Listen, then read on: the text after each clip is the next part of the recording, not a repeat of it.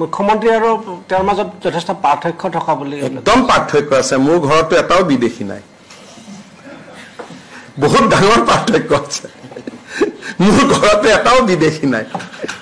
যিমানে যি নকওক কি আমাৰ দৰে চামৰাই মানুহবিলাক আমি বহি আছো গতিকে পাৰ্থক্যটো আছে ডেফিনেটলি হ'ব ঠিক আছে ধন্যবাদ এইটো ৰাজনীতিৰ ক্ষেত্ৰত কৈছে যে ৰাজনীতিৰ আকাশ পাতাল পাৰ্থক্য ৰাজনীতিত আকাশ পাতাল পাৰ্থক্য মই সংঘৰ্ষ কৰি কৰি ইয়ালৈকে আহিছো মোৰ দেউতাটো মুখ্যমন্ত্ৰীয়ে নাছিলে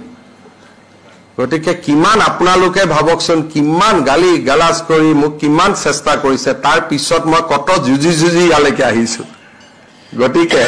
মোৰ যাত্ৰাটো হল সংঘৰ্ষ সোণৰ চামুচ মুখত লৈতো আমি জন্মাই নাই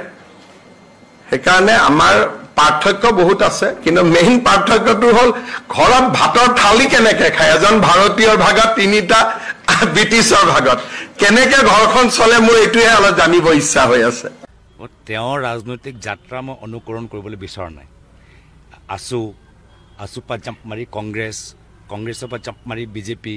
মই তেওঁৰ ৰাজনীতি মই ইমান তেওঁৰ দৰে পলিটিকেলি ফ্লেক্সিবল নহয়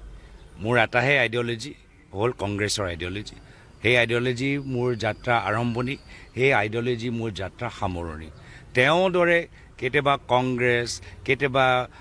আজমল ডাঙৰীয়া ভাল কেতিয়াবা আজমল ডাঙৰীয়া বেয়া কেতিয়াবা বিজেপি কেতিয়াবা শাৰদা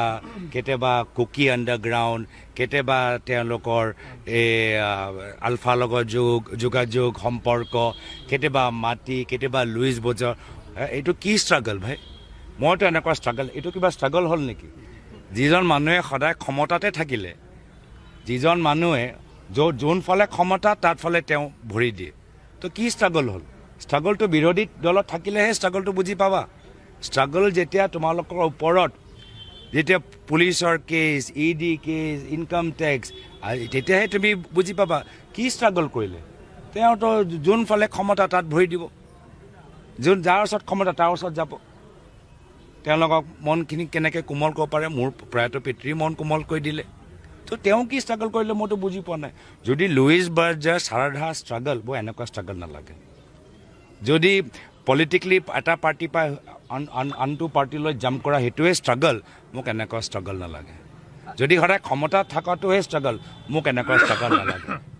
তেওঁৰ ষ্ট্ৰাগল আৰু মোৰ ষ্ট্ৰাগলৰ মাজত যথেষ্ট পাৰ্থক্য আছে আৰে মোৰ ৰাজনীতিটো কৰিব লাগে মোৰ ৰাজনীতি কৰিলেতো 25 বছৰ মন্ত্ৰী বিধায়ক হৈ থাকিব পাৰে বেলেগ কি ৰাজনীতি কৰিব লাগে মোৰ ৰাজনীতিটো সাকসেসফুল ৰাজনীতি নহয় আৰু মোৰ ৰাজনীতি নকৰা মানে বিৰোধী পক্ষত বহা গতিকে তেওঁ নিজে কৈ দিলে যে মই পাৰ্মানেন্টলি বিৰোধী পক্ষত থাকিম তেনেকে কৈছেতো তাৰ মানে তেওঁ বিৰোধী থাকি এখন জিভাৰ কথা শুনোৱা হওক এখন মুখৰ কথা জানোৱা হওক মুখ্যমন্ত্ৰী হৈ স্বাধীন প্ৰতিদিন গোষ্ঠীৰ স্বত্বাধিকাৰী জয়ন্ত বৰুৱাৰ বাসগৃহত উপস্থিত হৈছিল হিমন্ত বিশ্ব শৰ্মা উদ্দেশ্য বৰুৱাৰ আশীৰ্বাদ লোৱা সেইদিনৰ কথা আৰু আজিৰ কথা শুনক আৰু এই জিভাখনৰ গৰাকীয়ে মিছা কি পৰ্যায়ত ক'ব পাৰে এবাৰ ভাবক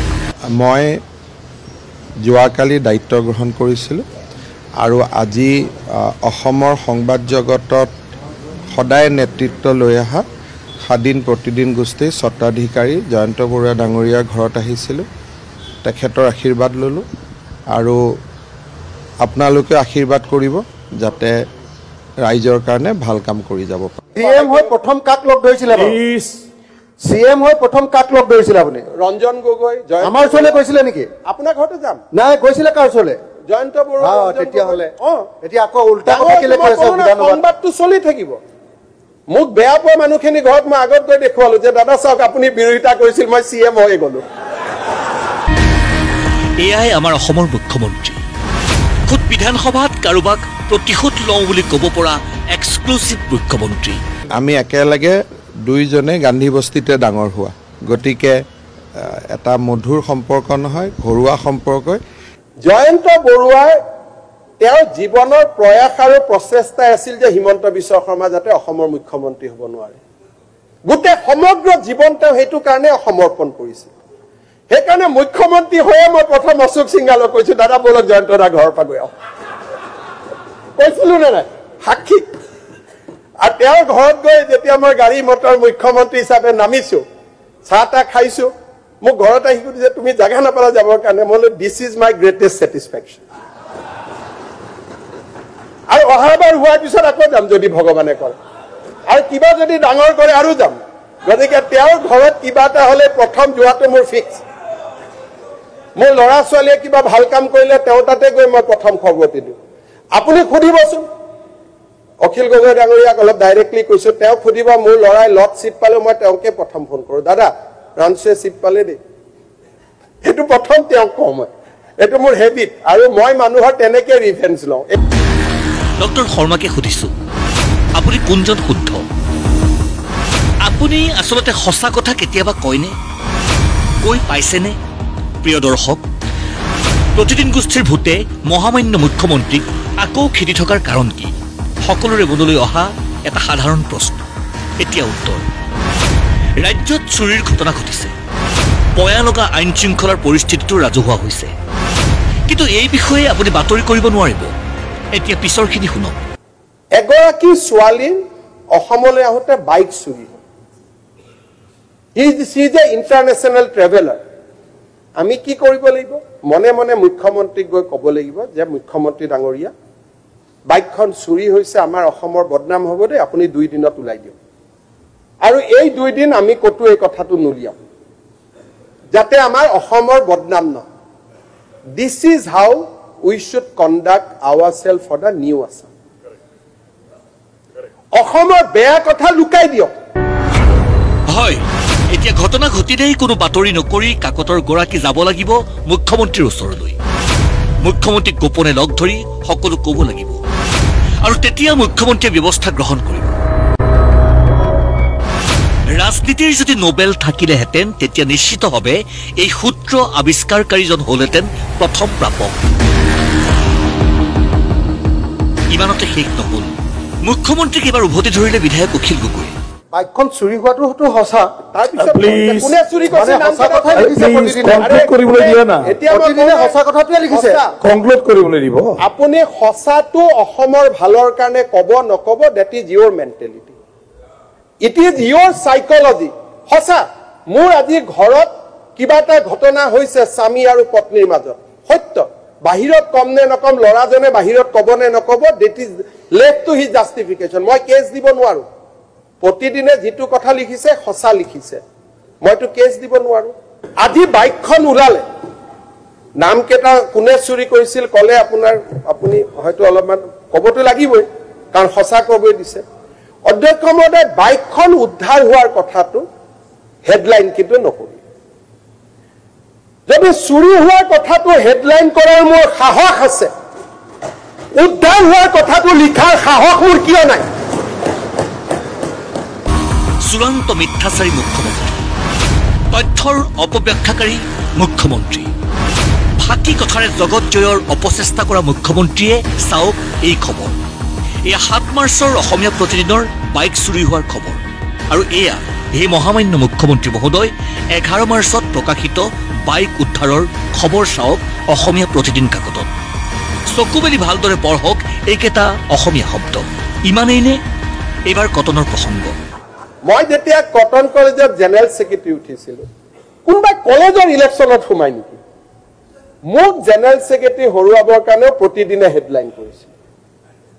তেতিয়া মই কি কৰিছিলো প্ৰতিদিনখনকে কিনি দিছিলো গুৱাহাটী যিমান দোকানত ওলাই সব কিনি দিওঁ হয় নে নহয় অখিল গগৈ ডাঙৰীয়া মনত আছে পিছে হিমন্ত বিশ্ব শৰ্মা কটনৰ সাধাৰণ সম্পাদক হোৱাৰ সময়ত জন্মই হোৱা নাছিল অসমীয়া প্ৰতিদিনৰ আনকি প্ৰথম দুবাৰ সাধাৰণ সম্পাদক হওঁতে জন্ম হোৱা নাছিল সাদিনৰো চৰম মিথ্যাচাৰী হিমন্ত বিশ্ব শৰ্মাই ভাষণ দিয়াৰ সময়তে বুজি পালে নিজৰ ভুলৰ কথা লগে লগে আকৌ পাপলতি প্ৰতিদিন হৈ পৰিল সাদিন তেতিয়া প্ৰতিদিন নাছিল সাদিনখন বৃহস্পতিবাৰে ওলাই শুক্ৰবাৰে কটনৰ ইলেকশ্যন মইতো জানোৱে মোৰ কথা বেয়াকৈ লিখিব গতিকে মই আমাৰ হোষ্টেলৰ ল'ৰাক কৈ থৈ দিওঁ কটনৰ ওচৰে পাজৰে যিমান সাদিন আছে ওলোৱাৰ লগে লগে কিনি লবি কিনি লওঁ গতিকে শ্যামেলা আছে পবিত্ৰ বিধানসভাতো মুখ্যমন্ত্ৰীৰ গাৰ পৰা প্ৰতিদিনৰ ভোট ননমা হোৱাটো দেখি বিৰোধীৰ প্ৰতিক্ৰিয়া সৰুতে এম হুছেইনৰ মেজিক চাইছিলোঁ এম হুছেইন ডাঙৰীয়া যাদুকৰ যাদু সম্ৰাট মই যি কম হেতুৱে হ'ব যি দেখাম হেতুৱে দেখিবা এনেকৈ কৈ পেলাই সকলোকে মোহাচ্ছন্ন কৰি থৈছিল যেতিয়া ওলাই আহোঁ তেতিয়া আচল কথাখিনি গম পাইছিলোঁ সেই গতিকে মুখ্যমন্ত্ৰী এতিয়া তেনেকুৱা পৰিৱেশ এটাই সদায় হৈ থাকিব বুলি ভাবিছে বাস্তৱটো ইয়াতকৈ বহুত বেলেগ সেই গতিকে তেখেতে এনেকুৱা ধৰণৰ কথাবিলাক কয় তেখেতৰ যিটো ক্ৰিটিচিজম শুনিবলৈ তেখেতৰ ধৈৰ্য নাই সাহস নাই আৰু তেখেতে সেই গতিকে এনেকৈ সকলোকে ভয়াতুৰ বুলি ভাবিছে ভীতিগ্ৰস্ত কৰিব বিচাৰিছে যে এগৰাকী ৰাইডাৰৰ বাইক চুৰি হ'ল সেইটো বাতৰি কৰিব নালাগে সেই বাতৰিটো লৈ মালিকজনে বোলে মুখ্যমন্ত্ৰীৰ ওচৰলৈ যাব লাগে আৰু মুখ্যমন্ত্ৰীক বোলে ৰিকুৱেষ্ট কৰিব লাগে যে আপুনি ৭২ ঘণ্টাৰ ভিতৰত চুৰটো ধৰি দিয়ক নহ'লে কিন্তু আমি আপোনালোকৰ বাতৰিটো কৰি দিম এনেকুৱা ধৰণৰ কথা পৃথিৱীৰ কোন দেশৰ মানুহে কোন ৰজাই ক'ব পাৰে বাৰু কোন মুখ্যমন্ত্ৰীয়ে বাৰু ক'ব পাৰে তাৰমানে মালিকবিলাকে নিউজটো কৰাৰ আগত প্ৰথমতে মুখ্যমন্ত্ৰীৰ ওচৰত হাজিৰা দি ল'ব লাগিব আসাম টিভিনে বা প্ৰতিদিন টাইমে বা ডিউআইয়ে বা প্ৰাগৰ মালিকে তাৰমানে প্ৰথমতে নিউজটো কৰাৰ আগতে মুখ্যমন্ত্ৰীক সুধি ল'ব লাগিব যে এই নিউজটোৱে অসমৰ সন্মানহানি কৰিব নেকি বাৰু আপুনি অকণমান চাৰ্টিফিকেট এখন দি দিব নেকি মুখ্যমন্ত্ৰীৰ পৰা চাৰ্টিফিকেট লৈ নিউজটো কৰিব লাগিব নহয় জানো তেতিয়া তেওঁ ভাল মানুহ আৰু যদি মুখ্যমন্ত্ৰীৰ কথা নুশুনাকে সঁচা কথা এটা সঁচাকৈ লিখি দিলে তেতিয়াহ'লে সেইটো বেয়া সংবাদ মাধ্যম গতিকে মুখ্যমন্ত্ৰীৰ এই গোটেই কথাটোৱে প্ৰমাণ কৰিছে এইটো হ'ল চব ফেচিছবিলাকৰ কথা দেই দুৰ্ভাগ্যজনক আমি দেখিছোঁ প্ৰতিদিন গোষ্ঠীক যেনেকৈ আক্ৰমণ কৰিছে it is fourth pillar of the democracy আৰু ডেমক্ৰেচিৰ যিটো পবিত্ৰ ভৱন য'ত ল মেক কৰা হয় তাত যদি সংবাদকৰ্মীবিলাকক কেনেকৈ নাম ধৰি টাৰ্গেট কৰা হয় দুৰ্ভাগ্যজনক সিদিনাখন দেখিছোঁ যে আপোনালোকে বিজেপিৰ লগত থাকক TRP পাবৰ কাৰণে আপোনালোকে বাংলাদেশৰ নিউজ মানুহে পঢ়িব নেকি যিবিলাক কথা কৈ আছে অতি পাতল কথা মাননীয় মুখ্যমন্ত্ৰীৰ নিচিনা পদত থাকি এইবিলাক কথা কোৱা এইবিলাক আক্ৰমণ কৰা কটন কলেজত থাকোঁতে কেনেকৈ পেপাৰ কিনিছিল স্বাধীন কিনিছিল এইবিলাক কথা কোৱা কিন্তু তেখেতৰ যিটো পদমৰ্যাদা তেখেতৰ যিটো গৰিমা সেইটো হেয় প্ৰতিপন্ন কৰিছে গণতন্ত্ৰক সুস্থ সবল আৰু সৌন্দৰ্য বৃদ্ধি কৰিবলৈ হ'লে সংবাদ মাধ্যম লাগিবই বিৰোধী নোহোৱাকৈ আৰু সংবাদ মাধ্যম নোহোৱাকৈ কেতিয়াও এখন চৰকাৰ সফল হ'ব নোৱাৰে গতিকে বিৰোধী আৰু সংবাদ মাধ্যমক যদি হাককে পক্ষে সদায় টাৰ্গেট কৰি থাকে আৰু শত্ৰুজ্ঞান কৰি থাকে মই ভাবিম তেওঁলোকে গণতন্ত্ৰৰ পৰিপন্থী সংবিধানৰ নামত নিৰপেক্ষতাৰ শপত লৈ মুখ্যমন্ত্ৰীৰ আসনত বঢ়া আমাৰ মুখ্যমন্ত্ৰী এজন মুখ্যমন্ত্ৰীৰ এনে কথা শোভনীয়নে নিজে জিকিবৰ বাবে কি পৰ্যায়ত মিছাৰ আশ্ৰয় ল'ব পাৰে এইজন